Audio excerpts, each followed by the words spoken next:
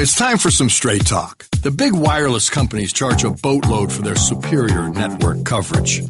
But guess what? Straight Talk uses the same cell towers but charges a lot less. Who knew? Well, now you do. And I do. So let's do something. It's time to switch to Straight Talk.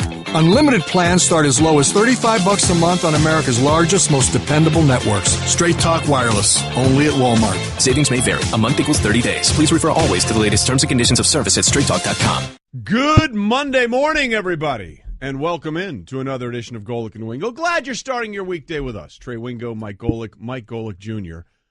If only we had some things to talk about today. Oh, my gosh. It's just, every once in a while, you see all the stuff in front of you. Like, can we parse this out? Wouldn't it be great if we could move this along a push little bit? some things off till Tuesday or Wednesday? Well, suspension will get pushed off till then. We'll have some of that to react. Yeah. I thought the same thing. I turned on the mic for First and Last this morning, and I went, Tuesday is going to be such a depressing letdown compared to this because we are jam-packed. Well, we could have the greatest Monday night game of all time. Okay. Yeah, maybe we could. It's possible. I was thinking to myself, wait a minute, isn't it New England and Miami? Yeah. Why did you say that? Yeah. And then I thought, okay, all right, I got it. That was cruel and unusual to play with his emotions like that. You saw how excited he got. You really did. And I'm going to tell you, the most fun thing I saw yesterday, Mike, I heard you disagreeing about this, and I couldn't disagree with you more, of that Buffalo game. That was football weather. That was awesome. That was fantastic. Why does football weather have to be so bad? Like, we sit out here right now. Are you guys excited there's snow on the ground out here? No, I'm not. But if I was playing entirely. A game in it, I would have no issue at all.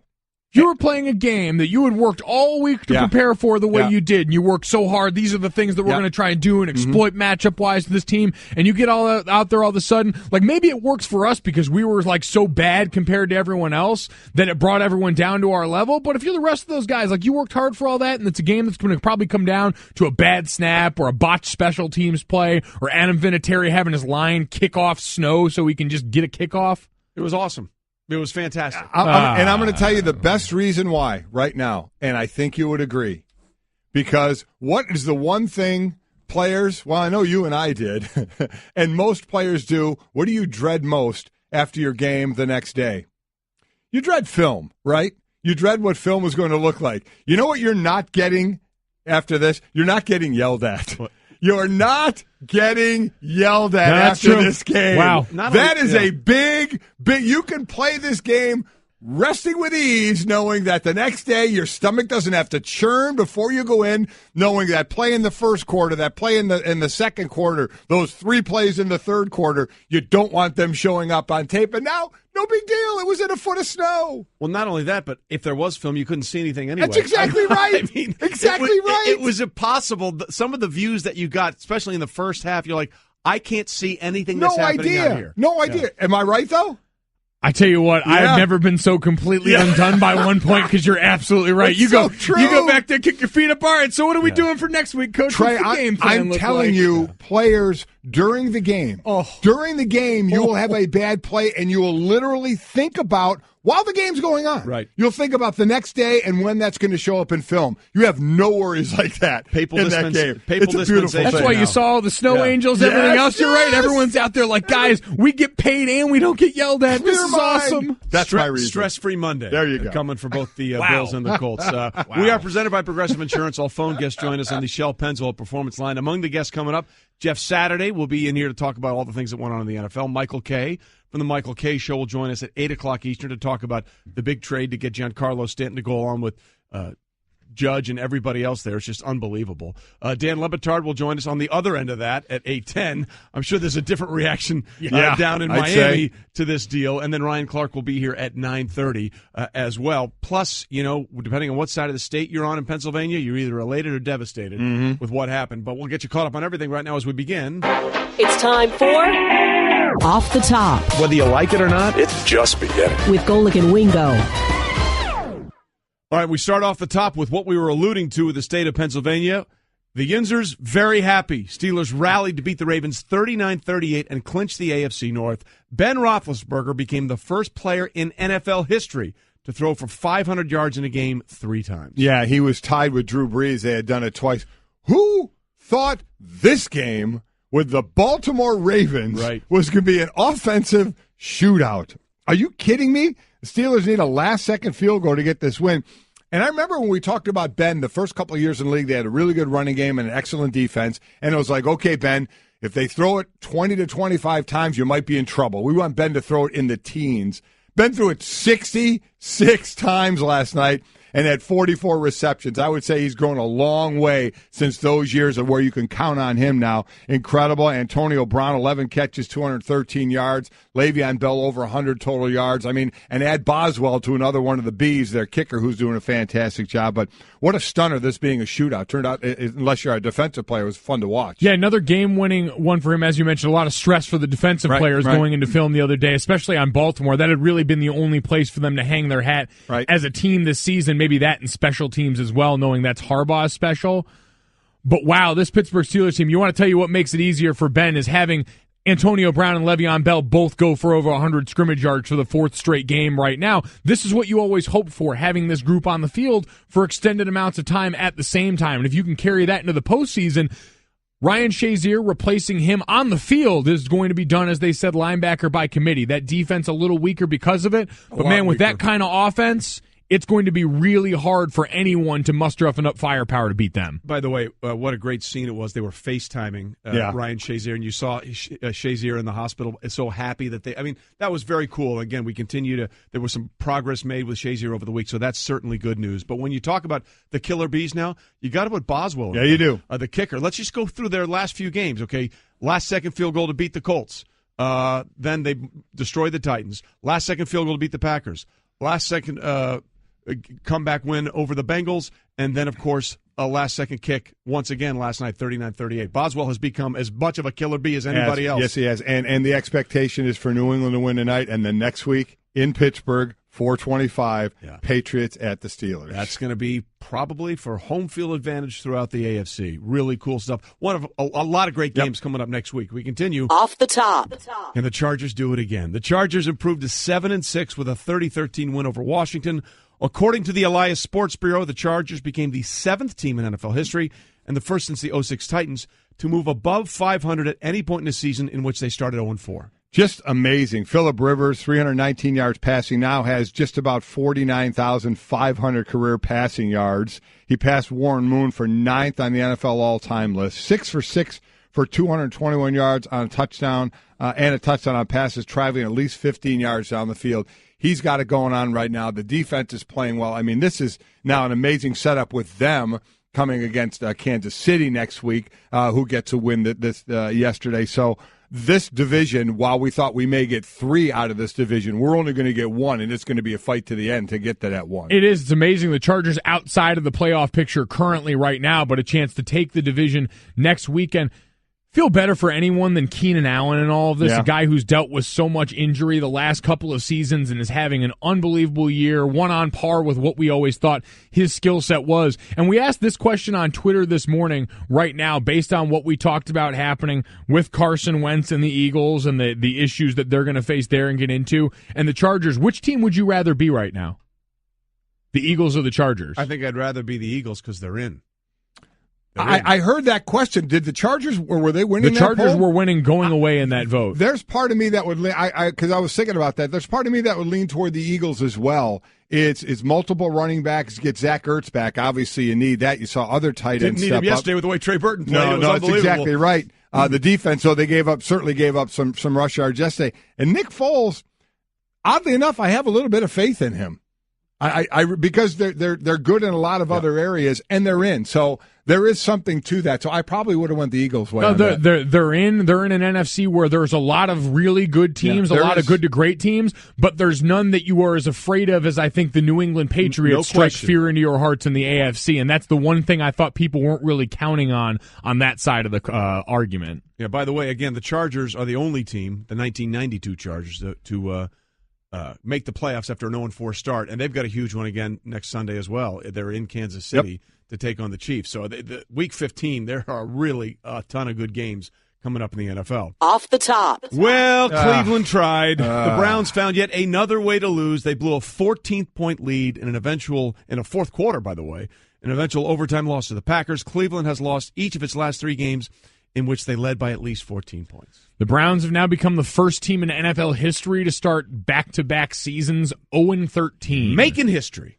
Making history. The kind of history, unfortunately, Dad, you and the rest of Cleveland are all too used to making at this point, at least in the current spot with the Browns. I heard you this morning. You were kind of conflicted, though. You don't want to see, and I'm with you. You don't want to see a team go 0-16. You don't want to see guys out there busting their hump, lose every single game.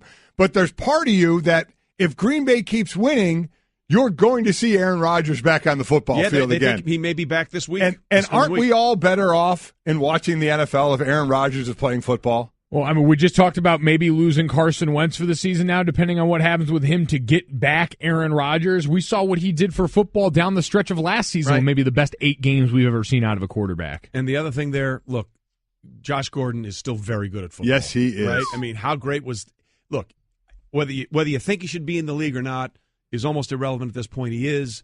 He's trying to get his life together, turn it around, and my God, he made some unbelievable plays in that game. But again – Cleveland 0-13 for the second straight year. I wouldn't wish 0-16 on my worst enemy. So Come on, Cleveland, let's get something going before the season is over. Off the top. And we finish up with some baseball news. Jack Morris and Alan Trammell elected into the Baseball Hall of Fame, selected by the 16-person Modern Baseball Era Committee that considered 10 candidates whose biggest contributions came from 1970 to 1987. You know, you look at Alan Trammell, here's that WAR stat that we love, Trey. Wins above replacement. Ranks 9th in WAR among those who played at least 40% of their games at shortstop, virtually identical WAR to Hall of Famer Barry Larkin. And then Jack Morris, you wondered, now he does have the highest ERA, right? Tops going Red in. Roughing's 3.8. He has a 3.9. But ERA. boy, oh boy, I mean, just some of the outings that he had, especially in the postseason, are just so memorable. That Game 7 of the 91 World Series. Yep. You know, 10 innings shutout to win Game 7.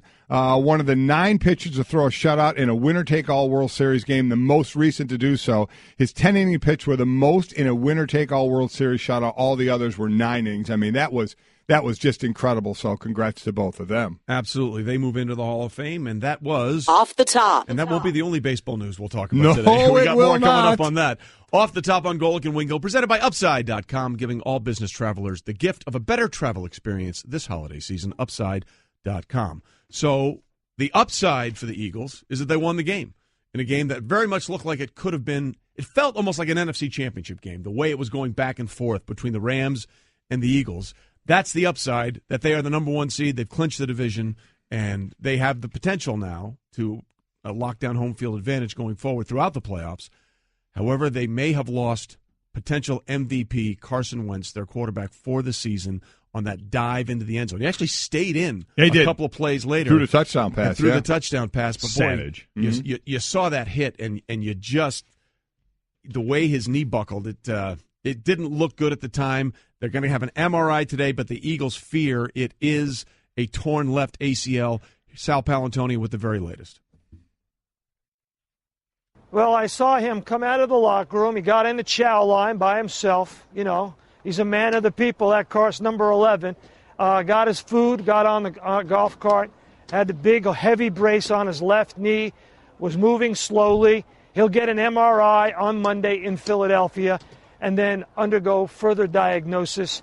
I did talk to Doug Peterson. He said he didn't want to conjecture until they got the full report. But the bottom line is this team is ready to put into place a plan to move forward with Nick Foles. Yeah, well, it looks like that's going to be the case. I mean, we don't have the MRI yet. We've seen things turn around before, but it doesn't look good right now for Carson. One of the, unfortunately, Mike, as you well know, one of the easier things to diagnose is an ACL. You know, when you see those guys moving the knee around, now not to know a full tear as opposed to how bad it could be as a tear, is it a partial, is it just a strain, which is, by the way, it's a partial tear. It's just a matter of how much. So, but it is one of those that you can tell a decent amount by the test that they perform on the field out there of how lax that can be. Yeah, it's pretty apparent, and it's one of those you'll hear a lot of people talk about guys who have played without ACLs or have gone through. As we mentioned, he was out there on it after, so clearly whatever he suffered, he was able to stand on it, and you're able to stand on it. It's not debilitating in that way, but you'll see when guys try and move laterally side to side, that's when you hear that buckle come up that people mention with Carson Wentz's knee. So it removes a lot of what makes Carson Wentz great in his game and what he's done so well, and it's just so unfortunate because really a lot of the Eagles' success in the passing game has been off the back of him doing what he did either there or buying time almost in the souped-up Ben Roethlisberger way where he shrugs guys off, he buys time, and he makes plays downfield. I think you forget how big he is at, 6'4", 6'5", about 240, and what he's able to do. Oh, by the way, with 3 games left, unfortunately, it looks like he's going to miss him. I think that's the direction it's going to go. He had 3 games left and already set the franchise record with 33 touchdown passes. Absolutely. 4 times this year with 4 touchdown passes. But to your point, Mike, he is the way he moves and escapes. It's not magic-esque like Russell Wilson. No. But it's more than like a Ben. He'll shake off like a Ben, but then he'll be effective in running downfield if he has to. Boy, that is, when I saw it, I first thought he hurt his hip or his thigh. I thought the one guy went into his right thigh and hip area, and that's what. So when I heard it was a knee or heard him buckle, I thought, oh no, when he got hit low like that. And I'd ask you guys this because we've all been watching him all season. This felt a bit inevitable to me. How physically he played. I saw him on a goal line play, keep it on a read option play, and thud up, like seeking out contact with the safety. And I thought, man, if you keep majoring in that, this isn't going to go well because that's just not sustainable. I mean, Cam Newton, who I thought was Teflon for a long time, even he eventually succumbed to this. And you just don't want that as the MO, as endearing as it is for your big money star MVP kind of quarterback. No, you're right. And just go back last week to Seattle. There was one time he was trying to dive in the end zone. He had the fumble going in there. Yep. He's taken some big shots. And to your point, Senior, he's 6'5", 237 is what he is. So, and really the 2 signature plays you saw from him this year were those 2 scrambles against Washington week 1, and that also was a Monday night game, right?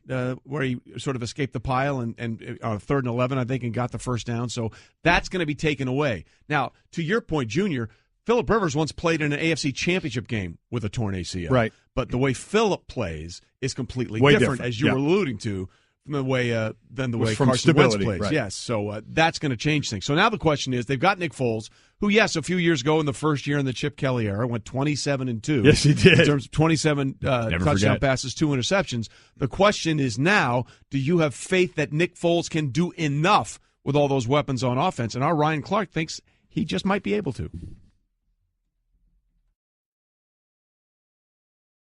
Well, this is the year of the backup quarterback, and we've seen Nick Foles excel in this league. At Philadelphia with Chip Kelly in 2013, the year that you just mentioned, 27 touchdowns, 2 interceptions.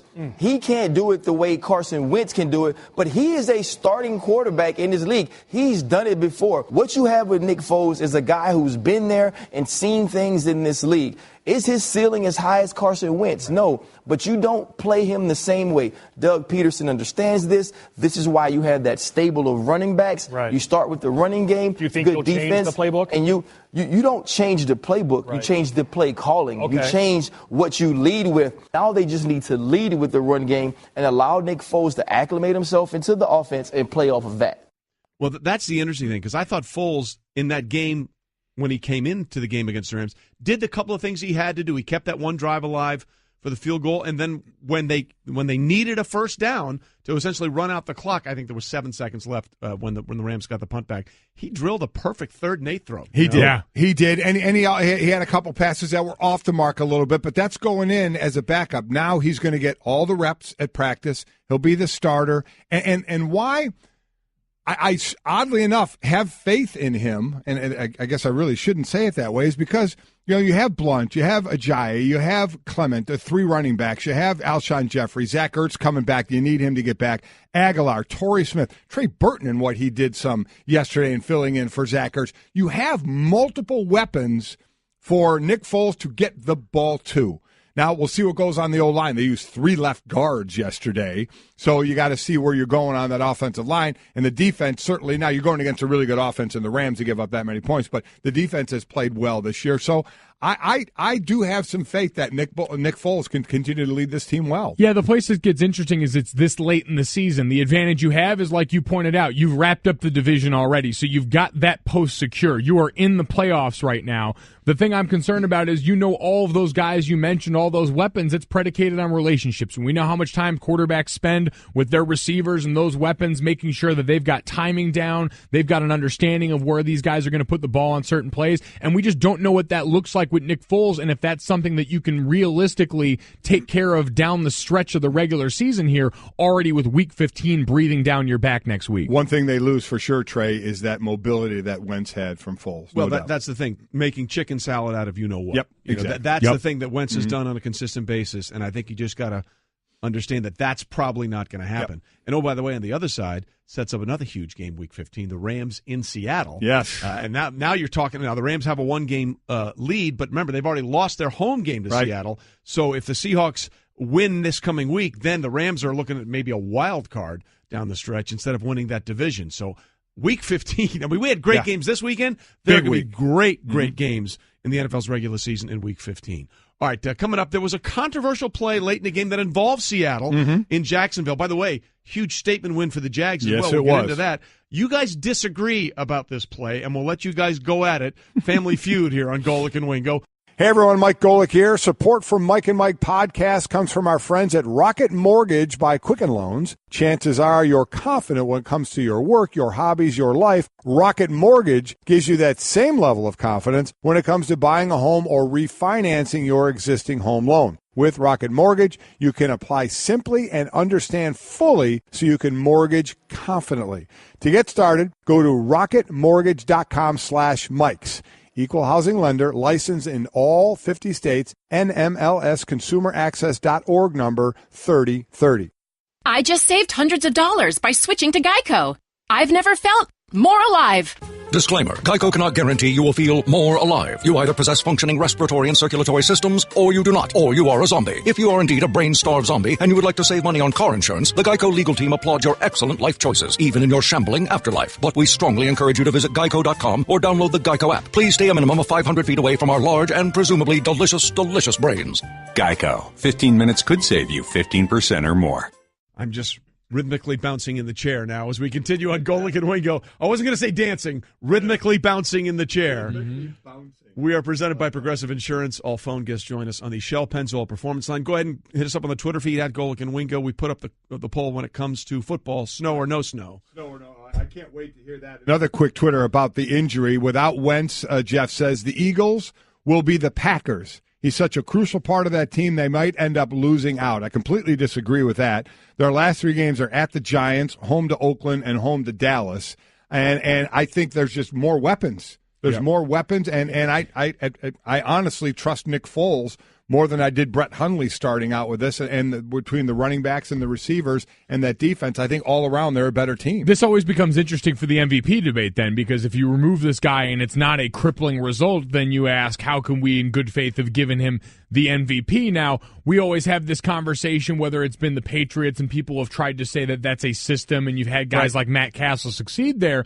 It's, well, this guy provides you with a Super Bowl ceiling. And with the ceiling that we thought that the Eagles had before, do we still believe that Nick Foles, can he get them by, or are they still capable of winning a Super Bowl with this guy at the helm without Carson Wentz? Well, look, other quarterbacks have had success in New England, but I think Tom is above the system.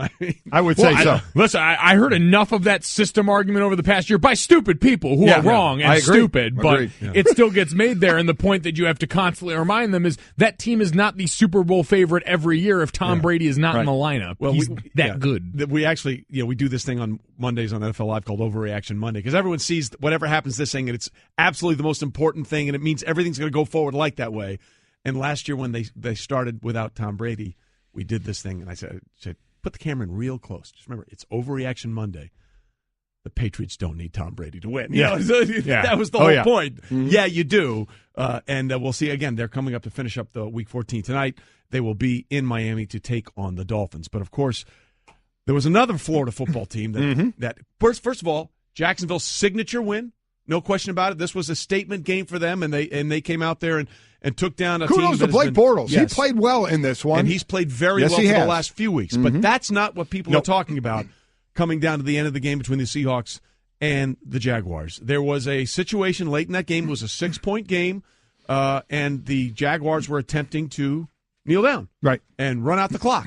And the Seahawks went full Tampa Bay Bucks under Greg Schiano, like he did against the Giants and Tom Coughlin that year, and were diving for the football, and that led to all kinds of stuff happening on and off the field. Right. So let me start with this, because, Mike, I know you hate the kneel down when the defense comes to try and get the ball. It happened, I know, the year you guys went to the title, against Michigan State? Michigan State, Wake Forest, a number of teams, yeah. Yeah, a couple of teams. And you're not a big fan of that. Nope. Okay? Here, I'm going to try, and for the most part, I'm not either. But I'm going to try and rationally make a point for not what Seattle did. Let's get away from the people getting thrown out of the game and all that. Just the idea of trying to force a fumble. This was a one-score game, correct? Yeah. Okay, it was 30 to 24. And the previous couple of possessions by the Seahawks, how did they go? One play, I'll tell you, one play and touchdown. When the one thing Jacksonville couldn't do is let the receiver get behind the defense, they did it not once, but twice. So Seattle quickly scored 2 times when you wouldn't think Jacksonville was going to let anybody behind them. Okay? So you're coming off of that. Why is it wrong? Have we ever seen a fumbled snap before? I'll answer again. Yes, we have. So why is it I think that was really a rhetorical question. It just was. So you know, I don't think you were actually waiting for an answer. No, I wasn't. So why is it so wrong if an offense is down 21 with 40 seconds to go, they keep hoisting the ball in the air trying to score? What if the defense came up and said, hey, we're taking a knee, guys. Game's over, we're taking a knee. I mean, I heard Rex Ryan on Sunday Countdown talking about this, saying, hey, that's BS, man. We're taking a knee. I don't care if you're taking a knee. You're not dictating to me that the game is over, when if I can get that fumble and that ball, I have now shown you on 2 successive possessions that I can score in one play. So just on the idea of going for the snap and on a kneel down, why is that wrong? In my mind, the kneel down has always been about one thing. It's trying to preserve what we already know. Because at that point, you know the game is out of reach. You know the game is in hand. But it's not out of reach. Well, listen, I'm going to say it like this. I could run 2 or 3 more plays at you where one of you on the other side has a chance of getting hurt, where any number of things could go wrong. Or we can line up and say, you know what? You had 65 some odd plays before that to go out and try and make a difference and win that game. And you couldn't do it. So you know what? You did real good. You tried real hard, but at the end of the day, it's time for you to get on the bus BS, and go home. I'm trying to make sure that we get out of here without those last 2 plays that are for the most part at that point meaningless, because if your inability to stop the clock or do anything else to say, all right, we'll try and get out here without doing anything more unnecessary in a league that's still so strapped with injury, we'll try and get you out with that. So you tell me the offense is doing it because they have feelings for the defense. We don't want any of you guys to get hurt. Or our guys. It's not like we care that much about you. I mean, come on. The offense will throw the ball to the last second, even in a game they're down by 2 or 3 touchdowns. What is that doing? Wait, let me answer the question. Go ahead and keep asking rhetorical questions. No, this is a rhetorical question. If you're down 21 with 40 seconds to go and you're lofting up bombs, isn't that the game is basically over? You've lost. Aren't you putting your players at risk for injury? Nonsensically, why should you be doing that? You've already lost the game. Because they've got control of the ball. Hold on. It's Golik and Wingo on ESPN Radio and ESPN2. Continue. Thank you. Because they've got control of the ball. So because I understand defense would relish this kind of control, but it's not control that you have. And this is a construct that we have for a reason. People didn't just come up with the idea of the kneel down because it felt fun, because it was something different, because they were bored and meaning. Why do you dictate when the kneel down is? Because they have the ball. So that doesn't mean that we on the other side, okay, cool, you guys won, we'll just go ahead, we won't do a thing. For the most part, I agree. They just scored 2 times in 2 plays. What if they luckily get a hand in there and dive in low and get a hand and get the ball and have a chance to score? I can't believe people think that's wrong. So we're just going to fundamentally continue to disagree about that. I guess what I'm saying, its mere existence is an indication that at some point in time there was an agreement between both sides that this was the international signal for it's over. No, that's no way. Then how did nothing is over until we say it There's is? There's no way a defense was it over when the Germans bombed Pearl Harbor? They bombed Pearl Harbor? Forget it. He's rolling. Yeah. That wasn't this equal thing. Then you guys just decided to do it. But then somewhere along, they wouldn't have done it if the defense had all unanimously said on the other side, you know what, fine ball. We're just going to keep finding ball to the end of the game. As I said, at some point, defenses went, you know what, yeah, it's done. As I said, for the most part, I agree. There's no need to do it. But when a team just scored on one play, got the ball back, scored on one play, why is it so wrong to try and actually get a fumble? Why is it so wrong for them to try and get a fumble when they just scored on one play 2 times? That's great. Swipe at the ball. You start all this knee divery. No. Then, but that's what it all turns into. No. Okay, it did in this case. I'm just talking about the premise of going for the fumble. Now, going forward, this turned into a joke. I completely agree with that. Then it turned into ridiculousness. I mean, Greg Schiano sending a whole team full of dudes at a bunch of needs is equally more ridiculous, more dangerous than anything the Seahawks guys did. Here's the other thing. I don't want to hear real quick. I'm sorry, Trey. I don't want to hear this. I've enjoyed this. I don't want to hear this going at the knees stuff. You can tell when a defensive lineman is in the stance where he's going to do it. You know what you have the ability to do? Defend yourself. Because let me ask you a question. When you're on goal line, where are we going as a D-line? What are we doing? We are driving through your knees. So you know we're doing it then, and you don't seem to complain about it. So quit complaining about that and just dive on top of it. So it's Bush League what the Seahawks did yesterday, but all of that is fine. I'm struggling to see a major difference what between they did afterward, going for the fumble, I don't think was a problem. What they did afterward was horrible. And we'll get into that in a minute. By the way, I'm glad you guys could get this off your chest. This is what we're here for you two to vent, so things are better when you're here away from each other. A couple of things. I do find it interesting, your perspective as a D lineman and your perspective as an offensive lineman may be shaping the construct. There's no sort of personal biases in this at all. Just a little bit. No. And I know that there are going to be some people out there. What do you mean the Germans didn't bomb Pearl Harbor? Kids. Animal House. Rent it. You'll thank me for it later. That's exactly right. It's probably on Netflix get through or something. To that. Yes, I'm sure you can find it somewhere. Coming up, we had a player that almost climbed into the crowd and fought a group of fans because of what these two were just beefing about, and we'll get into that next. Rolling on with Golic and Wingo on a Monday morning. Glad you're here with us on ESPN Radio and ESPN2. Trey Wingo, Mike Golic Jr. here for the first hour today, and of course, we just had an epic family rant with the two of you about whether or not it's okay to sort of dive for the ball in a one-possession game when the other team is attempting to kneel down. Right. However, that sort of led into other things that happened between the Seahawks and the Jags, including Michael Bennett rolling into the center of Jacksonville, not once but twice, and that set off a melee. There were punches. There's going to be all kinds of stuff coming from the end of that game. Yeah, there is. And it got out of hand quickly. That's why I was separating the thought process of the kneel down away from this one, because it got away from people. This turned into emotions of a game, of a hard-fought game that Jacksonville was going to win. And let's be honest, because there's a lot of tweets that says Pete Carroll doesn't have control of his team. Pete Carroll lets his players do their thing. He always has. He's not going to change. That can be good and that can be bad. And this turned into the bad. When you kind of let their guys kind of have their own personality and it's not reined in, you let them be them.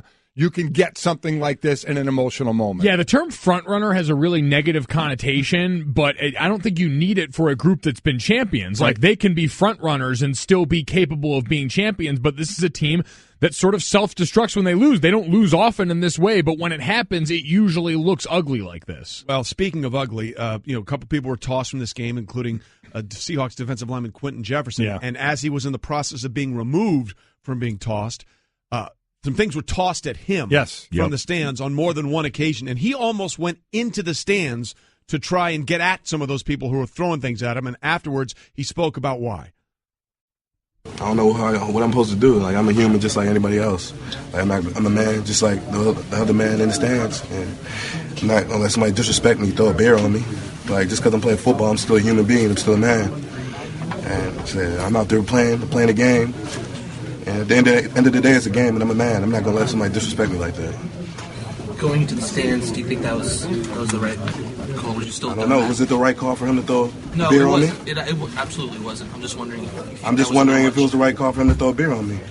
I'm just saying. Neither one of those things were the right call. No. Let's be clear about that. But that came close to being what the Malice at the Palace was a few years ago.